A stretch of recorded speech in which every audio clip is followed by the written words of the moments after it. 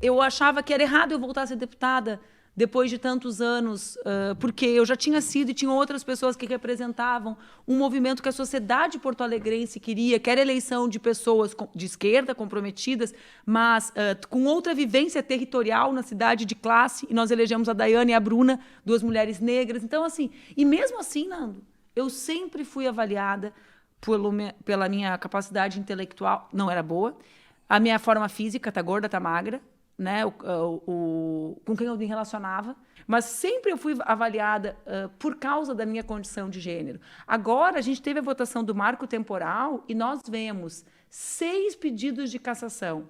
Todos são dirigidos às mulheres que denunciaram a votação do marco temporal. O que mais me chamou a atenção na sessão do Conselho de Ética, que apressadamente abriu inquérito contra elas, e não abre contra Nicolas Ferreira, e não abre contra Ricardo Salles, e não abre contra Eduardo Bolsonaro, é o fato delas dizerem que passam o tempo inteiro ouvindo, no plenário quando passam, que são vagabundas, que são histéricas, que são descontroladas. Nada disso. Eu li outro dia em uma das deputadas, eu não me lembro qual, dizendo todos os dias me chamam de todos os dias me chamam de vagabunda. Entende? Dia. Então, assim, e eu imagino, Nando, que as pessoas não tenham ideia do exaustivo que é isso. Ela sabe? diz que os outros parlamentares a chamam de vagabunda. Claro.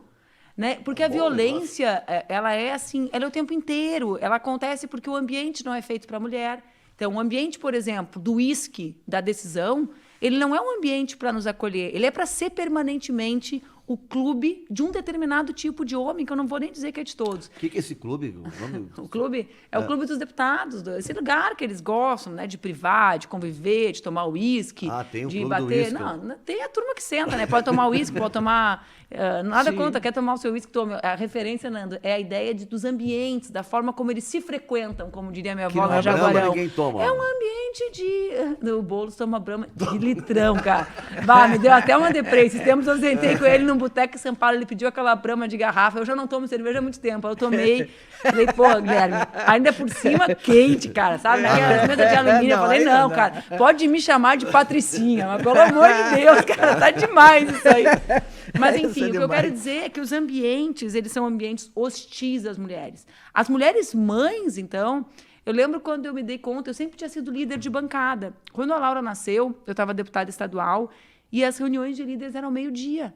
E eu falava assim, mas é o único intervalo que eu tenho para ir amamentar, ou para levar minha filha na escola, e eu queria ver minha filha, não é uma questão de ter alguém para ajudar. Eu tenho um marido que fez tudo comigo, né, que cria os nossos 2 filhos juntos ali, não é sobre isso, é sobre responsabilidade afetiva. Aí eu me dei conta que ninguém ali não fazia isso, né, que é almoço. Almoço. A comida está sempre pronta. Então, assim, é um mundo marcado, é um mundo que a questão de gênero tem uma incidência como poucos outros, a política. E no meu caso, eu cheguei, eu acho, olhando já 20 anos depois, vai fazer 20 anos na minha primeira eleição, que eu fui, digamos, uma das primeiras consequências de algo que vinha acontecendo. Porque muitas vezes as pessoas acham que o mérito é meu, né? Talento, capacidade, e as pessoas elas são frutos do seu momento histórico. O Lula é maravilhoso, mas ele é fruto de um determinado momento em que a indústria, por exemplo, tinha uma relevância no Brasil. Né? Não tem como existir um Lula operário da fábrica com essa dimensão agora, que não tem indústria como tinha.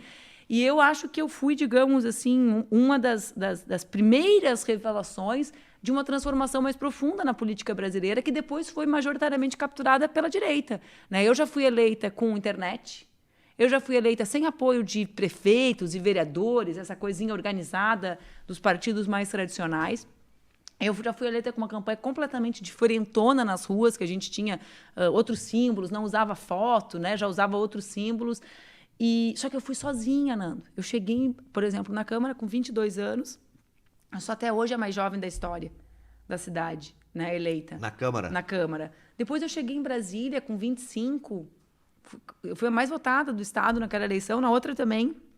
Eu era a única pessoa com menos de 30 que não tinha um sobrenome de algum dos políticos que todos nós conhecemos. Eu não era Calheiros, eu não era Cunha Lima. Filha nem neta. Nem neta. E isso me tirava uma proteção, porque ser uma mulher com um homem para interceder por ela, diante dos outros homens, gera uma proteção.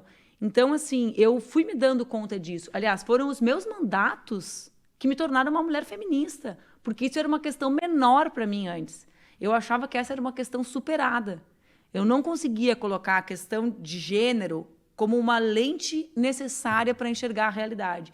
Então, eu tenho 2 momentos assim de conexão com a luta das mulheres. O que era o mais importante, a questão de classe, né? Sim, e eu continuo achando que é, porque eu não sou igual a Dayana, por exemplo, né, Sim. Juremir? Uma mulher que foi trabalhadora doméstica, que é filha de uma trabalhadora doméstica, evidentemente que é isso que organiza a desigualdade no país. Mas a Dayana também não é igual ao cara que está lá, né? Que tá na Vem a Dayana, questão da deputada federal. interseccionalidade. da interseccionalidade, exatamente, né? Conceitualmente, interseccionalidade. Mas eu, assim, tenho 2 grandes momentos de encontros meus com o feminismo. Meu primeiro mandato de deputada federal, para mim foi um choque o tratamento da mídia, o tratamento dos outros colegas, aquela coisa, a Folha de São Paulo colocar na capa musa, eu nunca vou esquecer, musa do Congresso, ver eu beleza lembro com disso. desdém. Eu tinha 25 anos, eu fiz 300 mil votos e ninguém queria entender de onde vinham esses votos. E todo mundo sabe que eu nunca fui musa.